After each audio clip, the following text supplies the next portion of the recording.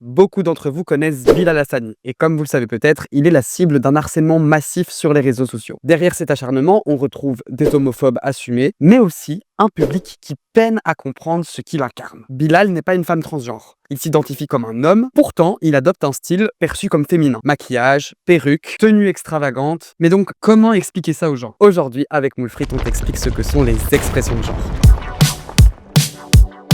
Les expressions de genre, ce sont les différentes manières dont on peut exprimer son genre aux yeux des autres. Généralement, on dit qu'il existe 3 expressions de genre, masculine, féminine et androgyne, soit un mix de masculine et féminine. Les expressions de genre s'inscrivent dans une époque et dans un contexte sociétal culturel donné, c'est-à-dire qu'elles varient en fonction des époques, des sociétés et des cultures. Par exemple, les kilts, qui sont des longues jupes, sont portées par des hommes en Irlande. Les perruques et les talonnettes étaient portées par des hommes nobles à la cour sous Louis XIV. Et dans l'Égypte ancienne, les hommes, par exemple, se maquillaient les yeux avec du col pour se protéger du soleil. L'expression de genre passe donc par la tenue vestimentaire, les caractéristiques physiques comme les poils, les cheveux, la poitrine, etc. mais aussi les attitudes et les comportements. C'est important de noter que l'expression de genre ne correspond pas forcément avec l'identité de genre. Par exemple, une personne qui se considère comme homme peut avoir une expression de genre féminine. C'est le cas de Bilal Hassani, comme je l'ai expliqué en intro. Une personne se considérant comme une femme peut avoir une expression de genre androgyne, et ainsi de suite. En fait, c'est assez simple, quand on parle d'expression de genre, rien n'est figé. Chacun s'exprime comme il le souhaite. Si tu veux plus d'infos, tu peux te rendre sur pratique ou genre pluriel.